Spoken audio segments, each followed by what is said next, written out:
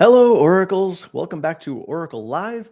Here we are 2 days after Christmas, December 27th.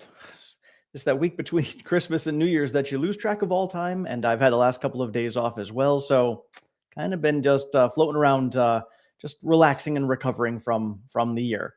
But today, looking at the market, wasn't looking so good. So it looks like the Santa Claus rally has ended, or has it? We're going to discuss some of that today. Is this just a bear trap? Is this maybe we're going to see a rally next week? Lower volumes as we had discussed. So we discussed how when you have lower volumes, it can move one way or the other more significantly. And so today just happened to be red, whereas we saw a couple of other green days this week. So ended on a red note. We'll see how it goes next week. But ironically, Christmas, the colors are green and red, and that's what we got this week was green and red. So we will get into that in a minute. Let you guys jump on here. Tesla down 5% today. Again, I've been predicting that it's coming down. We'll actually take a look at the charts. I predicted a dead cat bounce looking, and it's really starting to really formulate. What's the word I'm looking for? I'm not sure, but it's starting to form its pattern and actually look like a dead cat bounce. So again, nobody knows what the market's going to be bringing tomorrow. This is all just speculation and analysis, and for me, I'm just doing what I normally do for my investing, and that's just dollar cost averaging in the way I'm doing. I actually updated my spreadsheet today to do 2025. So I just have the last couple of days next week that I'll get into and update all of that. And I'll give you guys a full update on what my portfolio did this year for both dividends and my entire realized losses and gains for the entire year to show you guys what the performance was for my portfolio. I was contemplating bringing on Snowball Analytics. I don't know if any of you guys use that. A lot of people swear by it. It's awesome. For me, I don't know if I want to spend the money on it. I think it maybe give me a better picture as to what my portfolio has been doing over the last couple of years. But I don't know if I really want to spend that money because my spreadsheet does track it relatively well. So again, I'll take a look and see how it goes. I'd rather spend that money in the market, but it really wasn't all that much. Especially, I'll take a look at it next week because I think there's a discount 30% off until the 4th, and I can get an entire year for about $100. I'll see if it's worth it. I'll dive further into it. I'll keep you guys posted on that one. But yeah, looking like red. The Nasdaq was down, hurting pretty good today. Let me I'll bring this all up for you. Let's see here. Weeble here.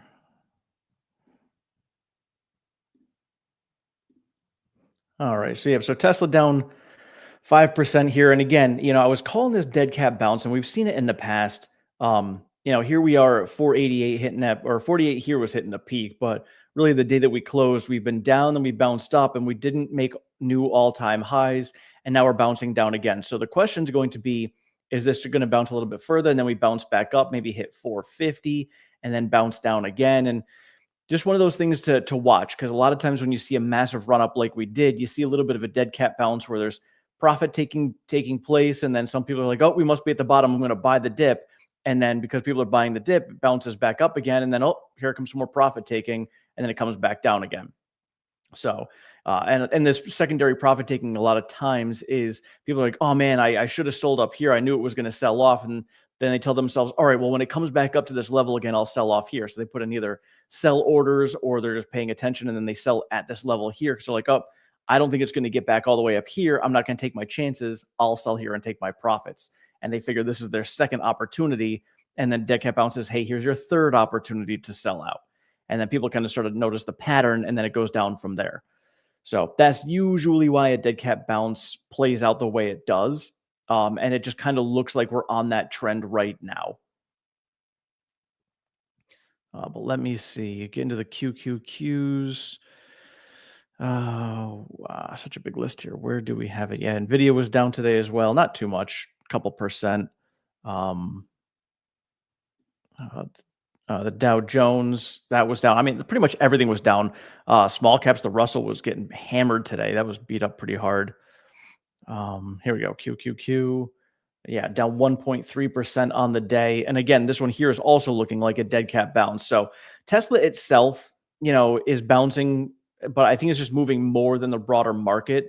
But a lot of these stocks and the indices saw a big jump after Trump won the election. I mean, look at what the Qs did, bounced all the way up here, and it did come back down and fill most of the gap. It was a partial fill, but look in the gap here in the Qs, we could still come back down to 492. So maybe we dead cat bounce all the way back down and fill the gap that goes back to the election. That's entirely possible. And so if we're looking at Tesla in that manner, we're looking at that coming down to fill the gap at 255. So now the way it's bouncing here doesn't look like it's falling as hard, but again, we've had we've had days where we've been down 9% on the day. That's almost a correction in one day. So to say that this is impossible, I mean, uh, it's down like four, is that 40%? I can't do the math quickly off the top of my head, but it's around there. So, it's happened before, it could happen again. I just don't know how quickly it will happen. And in the time frame that we've got, looking at the fact that we basically got um, from now until I say January 10th is the next big turning point. Some people are saying the first of the year they're going to either see a lot of people selling off or buying back in from the tax loss harvesting that they did at the beginning of December, which we didn't really see a lot of at that point. Or are we going to be seeing a lot of people selling off on January 1st? Or are we going to be in a situation where we're going to be seeing a lot of people that are going to be selling off after January 10th? Hold on one second. My lights are blinding me at the moment. Much better. So are we going to see like a January 10th? Because that's when we're going to get the jobs report. That is a really big jobs report coming out on January 10th. And that kind of could give us an indication as to what we could see going forward when it comes to unemployment. That could scare the market a bit as well. Then, of course, January 20th, we've got Trump's inauguration, and we're also going to be having all the earnings are going to be starting around that time as well. And we'll get all those earnings for what happened in Q3. We'll get or Q4, we'll get all the retail numbers. So it's going to be a very interesting next month, to say the least. And of course, a lot of that uncertainty is why the market could be pretty volatile over the next month. You don't know what's going to happen. Who knows what Trump is going to come out and say? We have still a lot of the talks about tariffs that are going on out there. And yeah, and as my dad said for today, don't read too much into low volume day move. Again, when there's lower volume, that can fluctuate significantly more one way or the other. That's why you can see this big sell off, but a lot of Wall Street isn't buying or selling. You don't have institutions that are coming out and making any big moves right now. So a lot of that is a lower volume. So, I mean, even looking at the volume on Tesla, let me pop it up on the screen for you. I mean, Tesla was, pretty low volume. I mean, compared to like the rest of, the month. I mean, looking back here, we've got some pretty high volume days post election, a little higher volume here, but pretty low volume. Can't even see the number on it. There we go. Volume was 82 million, compared to, typically we were getting like double that almost. So low volume days. Again, don't read much into it. You just have a good number of people selling. You just have more people selling than buying, and you can see a bigger move one way or the other. It's when you see big green spikes like this or big red spikes and higher volume that you want to pay attention and say, all right, those are some bigger moves. What is actually going on here? That's some bigger money. So here we had some bigger money coming in to buy, and here we had some bigger money coming in to sell. So those are the things to pay attention to for whatever stock or company you're looking at. And so again, the next month is really just going to be it's going to be a little volatile. So next week could be very similar to this week. We do have end of the year, so Thursday and Friday of next week are going to be full trading days. And those 2 days there, again, the first of the month, maybe there's people that come in and buy, but I still think that we're going to see lower volume days those 2 days as well. So we can see a very similar week next week as we saw this week. We're going to be having the market closed on New Year's Day and actually New Year's Eve. I'm curious. Let me see what the market hours are on New Year's Eve. New Year's Eve market hours. No. Stock market closes 2 p.m. on New Year's Eve. Let me see. For New Year's Eve, yeah, 2 p.m. So it is a slightly shorter day, not like we saw not like we saw on Christmas Eve, but New Year's Eve will be a shorter day, closing at 2 p.m. than close on New Year's Day. So again, I do think we're going to see a very similar week next week to this current week that we're in, where it's going to be low volume. So honestly, on lower volume days, let me see. Usually a little more volume on the down days cause stops to get hit. Yeah, yeah, and that's what happens. So it could be, and it could go both ways. More often than not, it's on the down days. But like sometimes people have buys, buy orders that go through. So as it's running up, they could be buy on the way up. But typically see more of that on the way down because more people are putting in stop losses to protect themselves, just in case the market collapses for whatever reason. Going up and people buying, it's not as critical as people not wanting to lose money. So people putting in stop losses, when you see it coming down, you trigger one, trigger another. It ends up being a domino effect in some cases that can trigger more and more as it falls. And so that on a lower volume day could be even more significant, which could have possibly happened today. But again, looking at next week, we're going to be getting lower volumes as well. So we could be seeing, again, very similar things next week. And so for me, when I see things like this on a low volume day and we see a big sell off, I take this as a buying opportunity. So when we saw that happen after the FOMC meeting and we saw those couple of days of deep red, I took it as a buying opportunity. I did end up selling out of my SPYD because I got the dividends. I was just waiting for that. So I sold that out. I was able to put a good chunk of that into my cash to get myself to 11.5% cash, and added to a little bit to a couple of positions today, just because I only had a little extra cash. But next week, I'm going to have Devo that's going to get me their dividends. And once that comes through, I'm going to get Tesla's dividends next week. I'm going to get YMAX's dividends. I'm going to get BITO's dividends next week. So all of those are going to be coming through. And I'm going to be selling out of my Devo. So I'm going to have some good spending money. So if we get another opportunity like this at the end of next week, I will be shopping for sure. Now, again, I still don't know what's going on. My dad and I were discussing this yesterday of, still not knowing what's going on with Trump. I'm still being very cautious. I'm not going to be buying heavy. I'm just following my plan to see what's going on because I truly don't know. And when it comes to Tesla, if Tesla is going to be falling more significantly, I could see a better buying opportunity. I'm not a buyer at these levels whatsoever. I put out a video earlier today, if you guys hadn't seen it, talking about someone who did an article saying that Tesla's a house of cards. And I don't fully agree with, and I'll just kind of summarize it here. If you guys want to watch the full video, go right ahead. But it was one of those where I think basically from election day until now, I can agree that it could be sort of like a house of cards because it's built on sentiment rather than fundamentals. There's way too much future growth built into the stock price right now. I'm not a buyer. Even though I do feel confident long term, 10 years down the road, could still, 5x from where we're at right now. I still see way better opportunities for me to put my money in that can net me better gains and better income, passive income coming in for what my strategy is, so that I can add to Tesla as it dips down. Because sure, it could give me a 5x from these prices right now, but I do think we're going to pull back and I could get a 10x from a lower price. So, maybe you could say I'm timing it a little bit, but I'm just following my strategy. And right now in my strategy, the way my spreadsheet's set up, Tesla is not a buy. I still have a long way to go to make it a buy. I still have a lot of my portfolio to add to before it becomes a buy, or Tesla needs to pull down, one or the other. I do think Tesla has been overstretched from where my portfolio is currently. So I'm utilizing Tesla. Now Tesla pulls down just as much as Tesla does. So in the long run, I will actually, with the NAV erosion and everything, it's just strictly an income generation source. And somebody had asked me in the comments the other day in one of my other videos about how I was able to generate income from Tesla, and that's how I do it. Definitely recommend, if you guys want to do that, look into the Yield Max ETFs, look at the historical charts on it. Over the long term, if you hold it, could benefit you. And I've kind of learned now how to play it, because just buying where I had it, I would actually lose money over the long term despite great income coming in.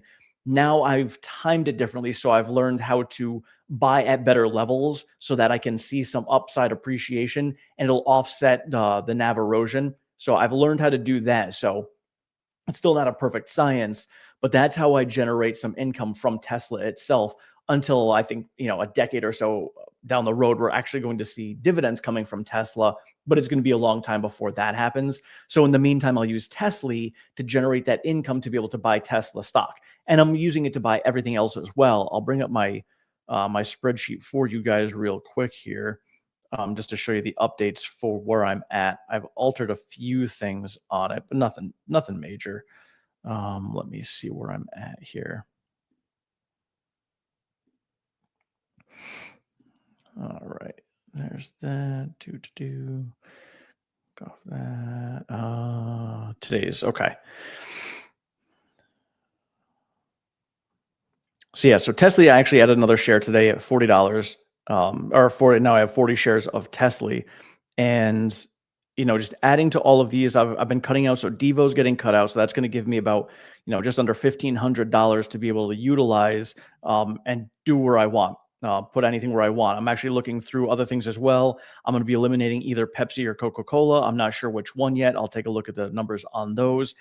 And the next strategy I'm doing to consolidate is going through all of these in the blue here. And these are all the individual companies that I own, and determining, because of the fact that I own a lot of these ETFs here, and what are the top holdings of these? Like, what are the top tens of each one of these?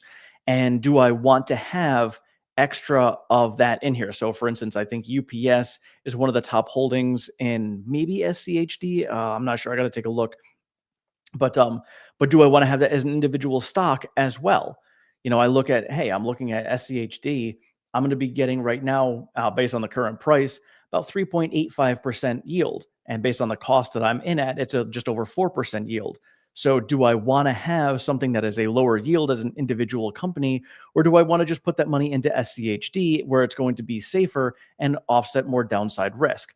So that's one of the things I'm looking at. I know AbbVie is one of the companies that's in SCHD as well. So maybe I just end up selling out of AbbVie and put it into SCHD because I can get better returns on it. So that's one of those things where I'm just do the comparison of, what's the performance of SCHD versus some of these individual companies, or any one of these ETFs. What's the performance of these versus the performance of these individual companies? Do I bother holding it individually, or do I just put that money into one of the ETFs? So that's what I'm going to do to determine about the consolidation. When it comes to the Mag 7, or some people call it the Mag 8 with Broadcom, I'm probably going to end up keeping those individual companies here as well, because I have VU, but SCHD doesn't have any of the tech companies. DGRO doesn't have, I got to take a look and see what they have. But most of these, other than VU, do not have a significant portion of the Mag 7 or Mag 8. So I do want to keep those individually. I have been contemplating maybe adding QQQM to this list, or SCHG. I have not decided yet. I think what I'm going to wait to see is what happens in the market this year. If we do end up getting a massive market pullback, I will probably add QQQM or SCHG at that point, one or the other. But that would be it. Otherwise, I might just ride with VU and go from there. Because VU basically has a lot of those in it as well. It's just has a lot of the other companies also. But those are just the things that I'm contemplating right now when it comes to the consolidation. And I'm going to keep all of these down here. I've been adding a little bit to my cryptocurrency as it dips, but not a ton, because I want to put my money into more solid, secure places first, and then I can add down here. So that's why I basically follow this list top to bottom, and I just go by what it tells me. So right now I'm at 11.49% cash. So I have no cash to spend right now, but next week, when I have more money coming in from, I put in $50 every week for my paycheck. I have the dividends coming in and selling out Devo. I'll have a good chunk of cash to spend, so I can definitely distribute that cash elsewhere. It'll most likely end up pushing me to the next level, because right now I'm at, or next step, I'm at level 2, step 4. I'll be at level 2, step 5 after next week. So pretty excited about the growth there. And then when I look at my income snapshot, this here shows me where my income is. So one of the things I'm paying attention to is I don't really track so much about the ultra yield and the high yield, because those fluctuate a lot. What I want to see consistent growth in are going to be my REIT, BDCs, MLPs, the long ETFs, and my dividend growth. I want to see these growing consistently, because I'm basically using this income to feed and purchase this income. So this is, it's a fun strategy that I play, where I'm basically using my active income that I'm earning to purchase this income here, which is then purchasing this income here. So this becomes passive income that purchases this long-term passive income, which is a lot more tax efficient. So REITs, BDCs, and MLPs aren't as tax efficient as these two, but it's a higher yield, so it offsets the lower yield here. So that's kind of how I've rolled this snowball for myself, is having my active income buy ultra and high yield passive income, which then buys long-term tax efficient income. So when I'm looking 20 years down the road in retirement, I can be utilizing all of this and I can wean myself off of these because they're less tax efficient. So then I can have more money coming in with better tax rates. So that's kind of how I looked at my long-term strategy for all of this. And looking at that long-term strategy is one of those, I want to roll something to my son. And for that case, I don't want to have him to have to worry about, all these taxes and this and that and a huge complicated portfolio. I don't want him to worry about selling anything off.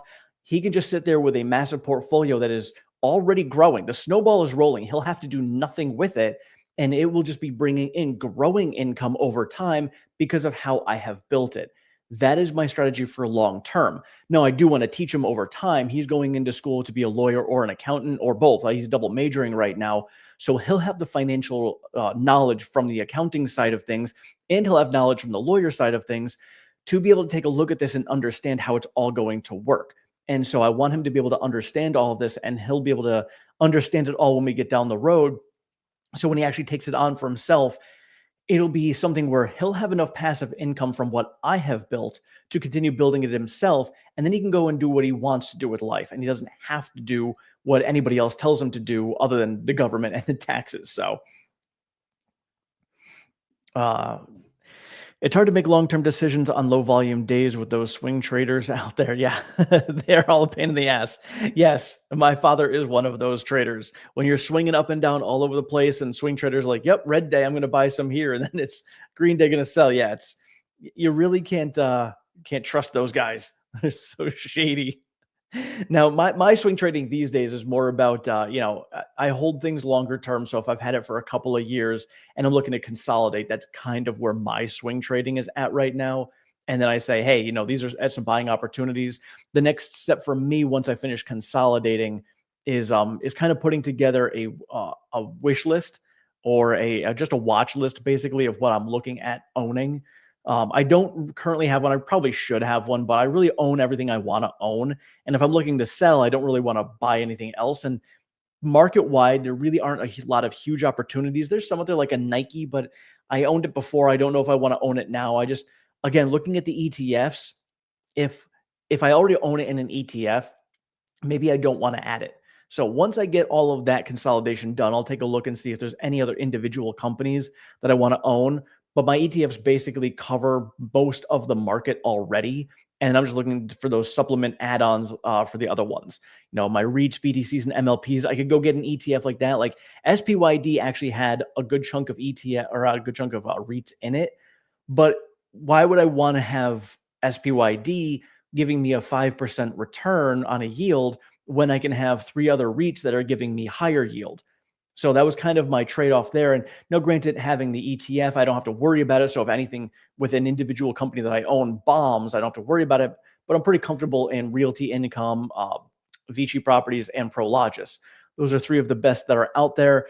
Even Realty Income, with its questionable stuff going on with Walgreens and things like that, I think they're going to be perfectly fine. So I'm really not too concerned about those. And so for me, I'd rather have that. And that's why I also looked at things like Devo, where I was using that as a cash flow generation ETF. But I'm like, why would I want to have like JEPQ, JEPI, QQQI, SPYI? All of those have like 3 times the yield of Devo. So what was the point? Plus the expense ratio was significantly higher than all of them as well. So I'm paying a lot more for a lower yield. And, it didn't make sense to me. So that's why I dumped that one.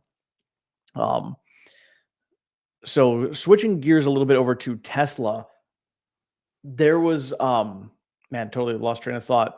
With that article that I was talking about today, the House of Cards, I do think we're going to see that pullback. I don't know when it's going to come. And again, I've talked about it before. The Model Q, I think some people have, and I know I was guilty of it when it first dropped. And I have since understood better now.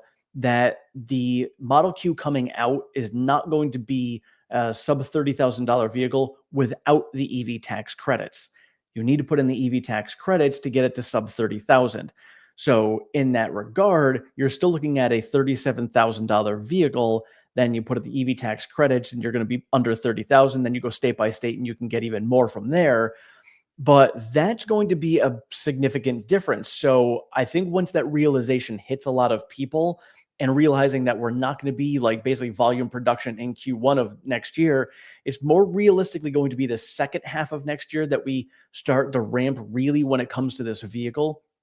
And then again, we don't know what's going on with the tariffs because a lot of the parts that Tesla's getting do come from Mexico. Sounds like we've got some reassurances from the president of Mexico that he's going to be working with President Trump going forward, so they won't have those issues, and he's not going to be putting a big tariff on them because Mexico's willing to play ball with us.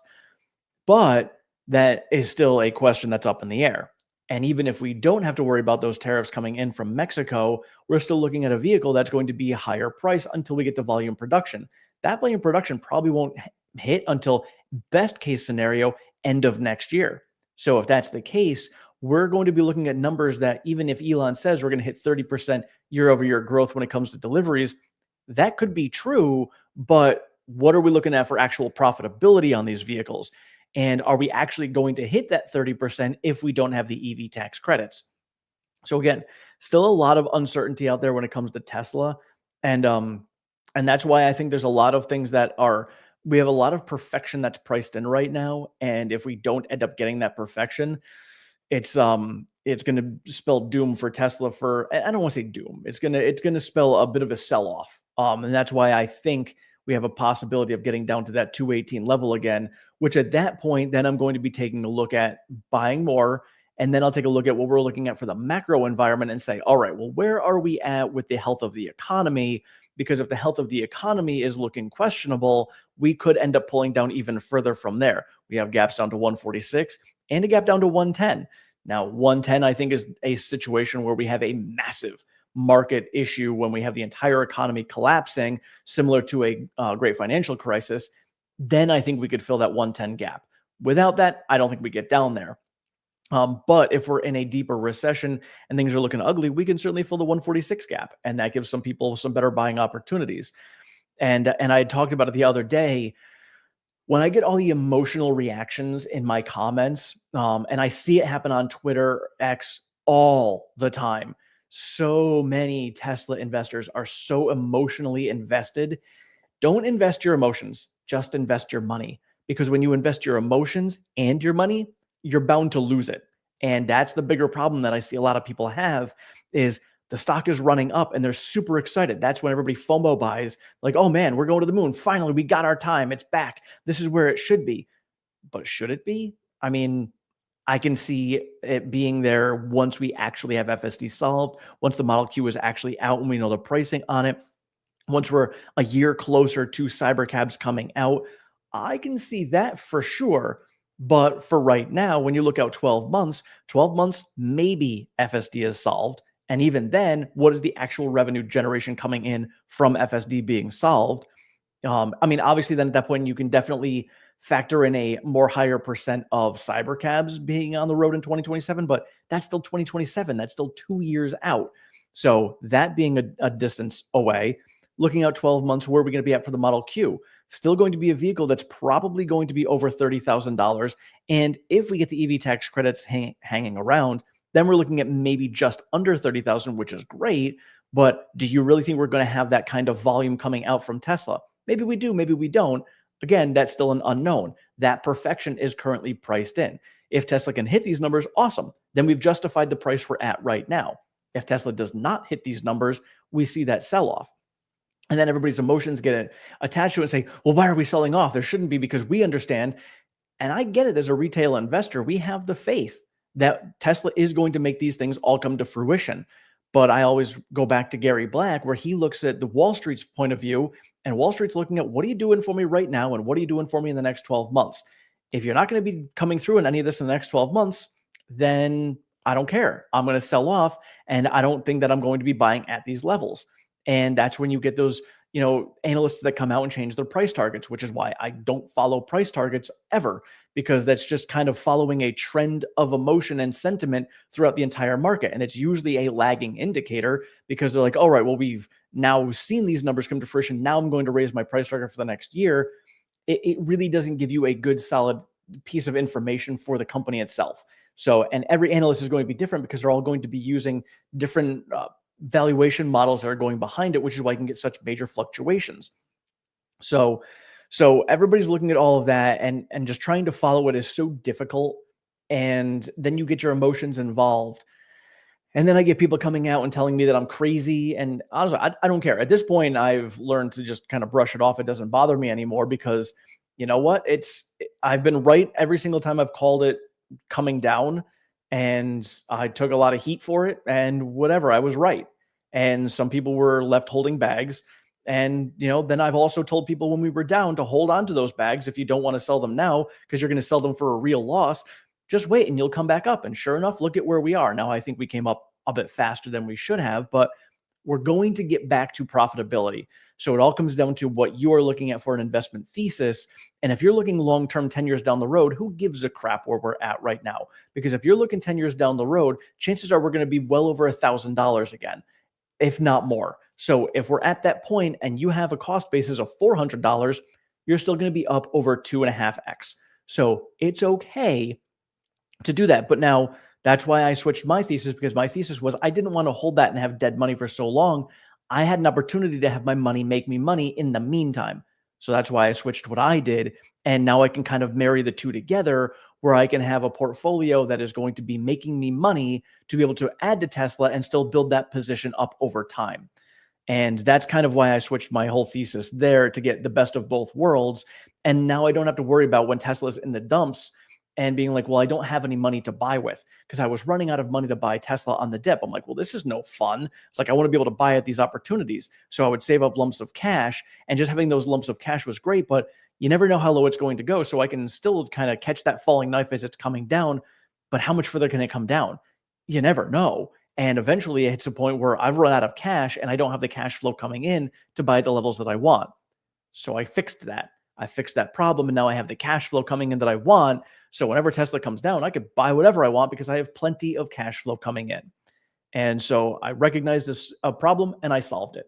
And that to me is being an agile investor, which is learning how the market moves and being able to adapt with that as we go to be able to do the best, make the best moves and take advantage of any opportunities for your portfolio. Let me see what else we got. I'm mostly on for too much longer. I've got to hit the hay tonight. Tomorrow we are throwing my son his 18th birthday party. Nothing big. I'm just going to my brother's and hanging out there. Gonna have some food, some ice cream cake. It's gonna be a good time. But I want to get ready for that because I got to get up early tomorrow and get everything ready for it. That a price target is where they think the price will be in 1 year. Yes. A lot of people think it will be there soon. Don't make that mistake. Exactly. Wait until the newbies, but in and after it falls. Yeah.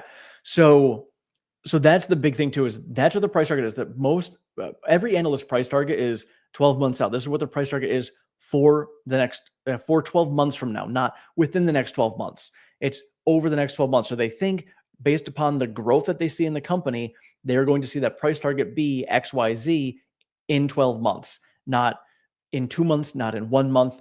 And so when people put out a price target, and I know that happened right after Tesla's earnings, they put out the price target, post-election, it skyrocketed up and it hit that price target that got way ahead of itself. A lot of people say Tesla got in front of its skis. That's where you're leaning too far out in front of your skis and then you fall over.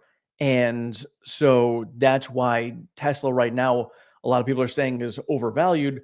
But as Warren Buffett has said himself, the stock market can stay irrational longer than you can stay solvent. So maybe we just keep on pushing up. Maybe the sentiment keeps on riding and we're just looking for that catalyst. That's what happened with the dot-com bubble. That's what happened with the housing market. It remained irrational. It just kept going up despite underlying fundamentals not being there to support it. And then eventually something triggered it and it collapsed down. And I think that's what's going to happen here. Now, Tesla does have a strong enough foundation down below in the stock price in its fundamentals where it's not going to collapse entirely. But I think, the stock price very rarely actually reflects the correct value of the company and its fundamentals. So you're either going to have it being more expensive or less expensive. And when you're looking at, like let's say market prices, when you're going out to buy meat or something, that's what the market price is at that time. So if you ever see that you can say, hey, I can now buy a steak for 20% less than I bought it for a month ago, of course you're going to go and do that because you think you're getting a great deal on that.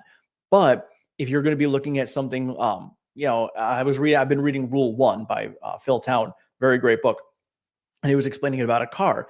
If you go to buy a car and you know what the value of that car is, you know that you can work it down and get a discount on it. But let's say the car is $50,000. You go in there and you say, all right, I know list price for this car is $50,000. I'm going to work them down and say, I want to get it for 10% off. I'm going to get it for $45,000. I got myself a deal. But if you go in there and you have no idea what the price of this car could be, he could sell you for $75,000 and you don't know that you just paid 50% more for that vehicle because you had no idea what the value is of that, which is why it's so important to learn how to value companies. If you don't, ETFs are great because you can get a basket of things. Somebody else is doing the valuation for you. And it's a great way to go for, a simple investor. But if you're looking to do more in-depth analysis and learning about individual companies and, invest in these individual companies, especially for a long-term basis, you want to be able to learn how to, value those companies. Because if you're going to go in and buy Tesla and you say, all right, well, I think Tesla, the value of the company right now based on its fundamentals is $250. There's no way you would spend $430 for it because you're like, well, that's overpaying for it significantly. Rule one, the rule there is to buy it at a 50% discount, which is why typically every 10 years or so, we get those opportunities, which is why it's so important to be patient. Now, there's always going to be opportunities along the way. Individual companies could move a lot more, but a market-wide discount of about 50% usually happens maybe every 10 years. That's when we get a recession. That's when we get a bear market. And you can get that opportunity. Now, of course, we did get that opportunity when we had COVID that came through, and we got another one in 2022. So do we get another one that's coming up based upon how much we ran? Maybe we could. Maybe we've run up so fast, too fast, and we need to cool off and come back down. I don't know. Maybe that's what we're going to end up seeing this decade is maybe over the next decade is every 2 or 3 years, we swing up and down 50% for the next 10 years. And we can end up getting into a sideways market and basically a dead decade, which is what we've had in the past post-dot-com bubble going through the great financial crisis. We had a lost decade where basically, unless you were swinging it and catching the tops and bottoms, you made no money. And, that's something that could potentially happen over the next decade. So you just got to look for those opportunities. But, learning how to value a company and then learning where the prices that you want to pay for it to understand that, all right, now it's at a discount. Now I can buy it. And that's what I want to do. And for me, that's kind of how I set my portfolio up. And I don't track it specifically by companies' valuations, but because of the fact that I have everything equal weighted in there, I can see when some companies are pulling down below others. So I can sit there on more cash, but I'm a smaller investor, so I'd rather have that money invested. So I may not be getting the company at a 50% discount, but I'm definitely getting it at a discount compared to where the rest of the market is. So when I see those fluctuations, I can add at those lower levels, which means I'm dollar cost averaging on a much wiser basis. Alex, what's going on? I hope all's good, man. Yeah, it has been a while. Yeah, I'm doing great over here. I think the market is giving Tesla premium for Optimus. I doubt it. I mean, if it is, shame on the market. And that would be mostly retail investors. But don't forget, because of market manipulation as well, a lot of hedge funds understand the passion and emotions that Tesla investors on the retail side of things put into the stock. And because of the fact that they do this, it's a lot easier to manipulate. So hedge funds can come out here. They could put all the ads that are out there. I mean, we've talked about it before, where all of a sudden you'll see, why is it all of a sudden now we see all sorts of positive articles coming out in the news about Tesla? Then all of a sudden in 3 months, it's all negative articles. It's because all those positive articles coming out just fuels that emotional fire when it comes to all these retail investors. And that's when you get that FOMO. And they're like, how high can we drive this? And it's intentionally done by hedge funds to drive that price up through retail investors. And they'll go in there and they'll buy some options. They'll put things out there. they'll put feelers out there to kind of drive that price up and keep on poking it up there. And then they'll come and they'll pop that bubble and they'll drive it back down again. That's how these hedge funds work. And so when it comes to, putting in the premium for Optimus, I have no doubt that could be in there, because think about the videos we all of a sudden started seeing on X. Now, that's real video. That's what Tesla had been putting out. But then all of a sudden you're going to see a lot of the talks about, oh, Tesla's going to be putting Optimus out there, thinking about the money that can generate from Optimus. And all of that excitement comes in and retail's like, yeah, oh my God, I got to buy now. This is FOMO. If I don't buy now, I'm going to miss my opportunity. And so they buy in there because they think Optimus is coming. Optimus isn't coming to reality for any sort of profits or anything coming in for minimum 5 years. So it's going to be a long time. It's going to be after Cybercab that we're going to actually see some profitability showing for Optimus. And then it's going to be probably 10 years, in my opinion, before we start to see some real, like, bottom line actually moving numbers when it comes to Optimus. So for anybody who's pricing an Optimus right now is kind of doing themselves a disservice, because it's so far out that it's not worth pricing in right now. Because don't forget, you can be out there, you could be as optimistic as you want. It's awesome. If you want to be like a Warren Redlick and go out there and say, hey, I think the stock's going to be $3,000 in 2029, that's awesome. But if you push the stock price to $3,000 right now, you'll be sitting sideways for the next 5 years. That's just how it's going to go. So, it's a matter of how much you want it to grow or not. And if you're looking at, you want some steady growth, cool. Let's have some steady growth. And we'll just let it go from here and actually let Wall Street do its thing. And we'll see what the next 12 months are looking like and have it move up steadily along the way. If you want to pull all that money forward right now, that's awesome. But just know that you're going to be sitting sideways for the next 5 years. Sal, can you put out a video on your methodology to generate the income that you mentioned from Tesla? Yeah, it's actually not even methodology. I'll explain it right now. Super simple. So it's strictly one thing. It's Tesla, but my methodology is basically, I have these 5. Oh, let me actually put it on the screen for you so you can see. All right. So looking at here, these 5 here generate income for me on a very high basis. For instance, the yields on these, we're looking at Coney's 116% yield, 102% yield for Tesla, 54, 57, and 73% yields on all of these. Super high, which causes a lot of NAV erosion. So you have to be very cautious with that. But this is also generating for me about $230 on a monthly basis. I set these up intentionally so each one of these top 4 pays me out on a different week. So every single week, I'm going to have a good chunk of money coming in. So 66 from Coney, 51, 27, and this could change. This could go from $51 in Tesla down to $25 next month. It fluctuates a lot, but it's still money that is coming in passively for me. YMAX pays out weekly. Then we go down here. These are higher yields. So XDTE pays out weekly. And then all of these other ones, this is TLTW is based upon bonds and treasuries. That's based on, it's a covered call ETF based upon TLT. As follows, based upon the volatility, so that I get generating income generated from that. These next 4, QQQI, SPYI, JEPQ, and JEPI, are basically the same. So QQQI is basically the same as JEPQ. SPYI is the same as JEPI.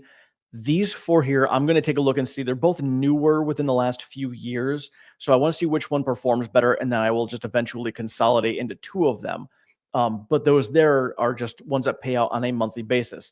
So other than XDTE, which pays out on a weekly basis, all of the rest of these pay out monthly. AGGH is also based upon treasuries and bonds. So that one and TLTW have been kind of in the pooper, but with the way I think we're going to see the market go next year, those will turn around. So I don't mind holding on to those and adding more while it dips. Devo I'm selling out of. So my methodology here is I take the $230 that's coming in here and the $188 that's coming in here. I do not drip any of this. So drip means redistributing dividends into them. So these here, I just take those dividends as cash, and then I use those however this whole entire spreadsheet shows. And I do have a video on that spreadsheet and how I run it all. So I can, you can check that out, or I'll make a new one. That's fine too, if you want to see that. And I'll update it for next year. Actually, I could do an updated one. So then I've got here, these are my MLPs, REITs, and BDCs. These here I also do not drip in. I use this cash. There's about $60 coming in from those. Eventually, I will drip those back in, but until I get these two bottom positions set to where I want them to be, I'm not going to drip that yet. And so then these here are the ones that I'm setting up for long term. So long term, I've got these four here, and then I've got all these down here. These are the individual companies, and those I'll drip in here. And I want to build these up for long term. Tesla is technically one of those I'm building up for long term as well. It just doesn't pay a dividend currently. So I do want to build this up over time. I think they will pay a dividend, as with Amazon. I think SoFi and Palantir will as well also, but those are going to take a while. I think Amazon will probably pay one within the next 5 years. And so these here, I take all of that money that comes in on a monthly or weekly basis. I take all of the money that I contribute myself individually, and I track it down here to where I want this cash to be. I'm aiming for 12.5%. That is the highest I'm going to go on cash at the moment. I don't plan on going any higher than that. And so then from there, I will just be able to take all of this cash, and when we get buying opportunities, I buy based upon where the spreadsheet tells me. So I've set criteria for each one of these. So for right now, I want each one of these positions here to be 1750. In the Tesla category, I want this to be $600 currently. So obviously it's well over $600. So I am not in a buying position for it.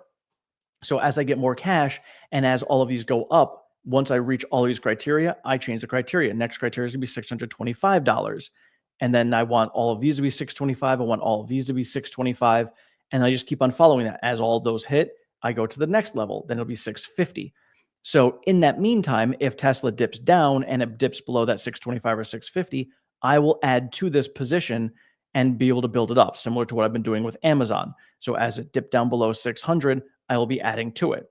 So that's just how I've been building all that out. So I take all the cash from here and I just filter that out and use that as income to add to all these positions to grow them. And then I'll have to try to figure out how to show you guys. Yes, all of those, everything that's there pays a dividend. So yeah, so all of these, everything in the purple, the green, this blue, the orange, and this blue all pay dividends. Every single one of them. The ones in the dark green here do not. Those are higher growth plays right now that just don't pay dividends, but I want to hold on to them long term. And so that's just what I do is I just take all of that cash coming in and I continue to buy more dividend paying cash to build that up even more. And then I will just continue to drip that down. So I'm building up my snowball of passive income to be able to add even more to my other plays down here that don't generate any income. And that is how I have played it out over the last couple of years, which is why I've been able to get myself to a position where I can now add a lot more to Tesla and I have that income coming in. I mean, for instance, just taking a look at it, let me see, I'll show you guys. So right now I have, I also have like cash. So all this cash here that I have is also in my SoFi account, and that generates 4% interest.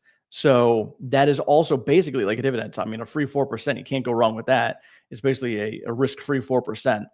And so all of that, so combining the dividends, which is $510, and the cash, I'm bringing in about $570 every single month currently. And now, again, like I said, that can fluctuate a lot because a significant chunk of that is in those ultra yields that are very volatile. But this is just all that cash that I have coming in that I can use to add to everything else on a monthly basis. And then I just keep on adding to it, and it's going to build this number up more and more over time.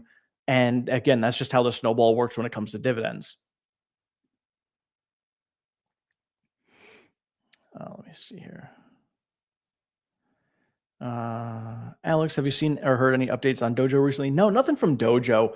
And I mean, the last update that we had was basically from Elon saying that, Dojo is still doing its thing, but because of how NVIDIA has been working, Tesla's been focused more on the NVIDIA Blackwell chips and things like that. And they are still making their own chips, but not to say Dojo's on the back burner, but it's one of those smaller projects, or I want to say smaller, but not as heavily focused on projects right now.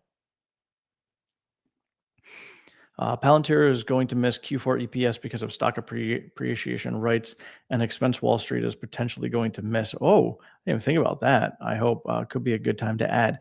I didn't even know about that. I mean, I follow Palantir, but you just taught me something there. I did not know that they had the stock appreciation rights. So yeah, that could be it. Now, I mean, Palantir has blown up way more than Tesla has. So Palantir's got some serious gaps that go all the way down to the teens. And that's another one of those companies that I think, there's a lot more future potential. I think they have where Tesla, I think, has maybe a year or two potentially built into the stock price, probably like more like 1 year already built into the stock price. I think Palantir has like 5 years built in. Now, Palantir also has the opportunity to grow that much. They could catch up to it. They could be like an Nvidia and kind of catch up to that if they actually come to fruition with the numbers and push up 30% growth year over year, maybe a 35 to 40% year over year growth. If they can do that over the next 5 years, you can almost justify this price. But, you know, I don't know if they're going to be able to pull that out. It'll be a question. Again, this is one of those things where, looking at my spreadsheet with Palantir, where are we at here? Palantir is, I did trim a little bit. I had 10 shares. I sold two off when they were at about $75 because they were higher. And I'm like, you know what? I think it's overvalued right now. I even sold off 10 shares of my SoFi when it was around 16.20. So I'm like, hey, you know what? These here are, I like them long term, but they were pushing a little bit higher. So I trimmed a little bit and used that cash elsewhere. And now, as we're sitting right here and my portfolio is growing, we'll get to the point where maybe I add to them, or if they dip down, I'll be able to get a better buying opportunity. So that's just how I'm looking at it for there. But I love Palantir. I think it's going to be great long term. But yeah, I think the prices it's at right now are just sky high. Uh, my cover calls are paying for that Palantir dip. Yeah. You ever sell calls generating? So that's actually one of the things that I'm looking at doing is I'm going to be doing cash secured puts. I'm going to use the wheel strategy. So I was going to do it on SCHD. The premiums aren't that great on it. So I have to find something that I can do comfortably enough for it and not worry about the cash that I'm going to be losing. Because I have to take, if I'm going to do a cash secured put, I've got to take the cash that I have that's making me 4% interest 4% interest. I have to take that and make sure that whatever I'm getting from the premiums is going to be more than 4%. In most cases, it would be. I've just got to run the numbers on it to make sure. And obviously, you never know how options are going to work, which way it's going to move. Doing the wheel strategy shouldn't matter because if I end up, getting having to cover the put and take those shares, I just do a covered call afterwards and then put those shares back out there and make the premium on the other side and just loop it around. So realistically, I should be able to make more than 4%, but I've never done it before. So I want to kind of practice first before I get into it. But that is my plan to generate some extra income there. Palantir is the most overpriced stock out there. Any miss could easily be a 50% fall. Yeah. Yeah. So definitely be careful out there with that one, guys. Palantir, again, I like the company, but it's very, very, very expensive right now. I'm more of a seller than a buyer, and I'm just holding at the moment. If we push up over 90 for some freak reason, I might even sell another share just because I don't think it's going to be able to hold this. There's a way too much perfection priced in right now. Happy New Year, Kenneth. How's it going? Yes, we got the new year coming next week. We're all going to feel 1 year older. Oh boy. But no, it's a good year. And it's funny because being in the health and fitness industry as well, so many people wait till the beginning of the year. They were like, first of the year, I'm going to make my New Year's resolution. I'm like, I don't really like New Year's resolutions. Like, just make the change now. Like, why are you waiting? A year is a long time. A lot can happen in a year. So if you're waiting for the new year, now granted it's next week, but people who are like, beginning of December, I'm going to wait till the new year. It's like, nah, man, make a change now. Just change it. Like that's what I've learned in my life is when I feel like I need to change, I'm going to change it. I'm not one to wait for, my birthday or Christmas to do something nice for myself. If I feel like doing it, I'm going to do it. If I feel like I want to do something nice for somebody else at a different time of the year when it's not their birthday or not Christmas, I do it then as well. I'm not one to wait for any opportunity for a specific date. I'm just going to take the opportunity when it presents itself. Very similar to the market. I'm waiting. If the market presents me an opportunity and I wasn't ready for it, then I'm going to take advantage of it because I want to be ready for it. That's why I've kind of set my portfolio up to be the way it is to be able to take advantage of all those opportunities. And, when they present themselves, because they might happen when you don't expect them, then you can take advantage of it. But one of the things, one of my friends, she's a yoga instructor, and she puts out a video kind of discussing just that. We don't like New Year's resolutions, but pick an intention for the year and kind of work on that. And hers is fun, and mine is too. Because this past year, I went through a lot of changes in my life. I switched positions at my job, bought a house, um, did a whole lot of things. My son went off to college, reinvented how I was investing, got back into the channel to get back in here and do all of this. A lot of different things that happened last year, and I enjoyed what I could, but there wasn't a lot of fun time. I kind of put fun off to the side, and I think this year coming up, I'm going to learn more about having fun doing all of these things as well. And when I can have fun doing all of these things as well, it's going to add that extra element to my life. And that is going to be really my intention for the year. This year is fun. Um, and yes, yeah, Alex, I'll be back more regularly. So I actually have been. Um, I've been trying to do 3 to 4 videos a week. So I usually do a video Wednesday or Sunday, Monday, Tuesday, and then Thursday I'll do a live stream. And then if there's something other pertinent that comes up, or if I've got the time, I'll throw out another video as well. But typically Sunday, Monday, Tuesday, and then Thursday is the live stream. That's what I've got going currently.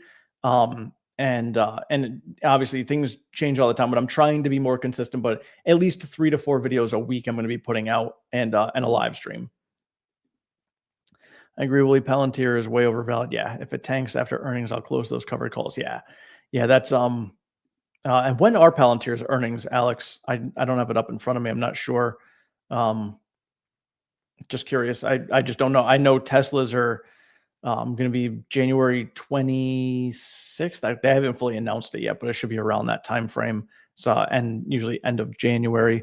But yeah, I'd be curious to see when. And again, if we're already in a downfall when it comes to the entire market due to other earnings, and Palantir does not perform well, it could over exaggerate that sell off also. When you have companies and stocks that are going to be exaggerated on the way up, they're going to be just as exaggerated on the way down. So don't forget that. Tesla going up, basically 100% in a month. That's you're due to see a pullback on that. Having it pull back 50% in a month wouldn't be unheard of to come back down and hit those levels again. The jump after earnings was semi-justified because of the discussion about the Model Q, but then from there, having the extra bump after the election, no, I don't think so. Palantir was the same way. SoFi was the same way also. And now what I do like about SoFi is a lot of the small caps are getting beat down recently. SoFi is holding up relatively strong.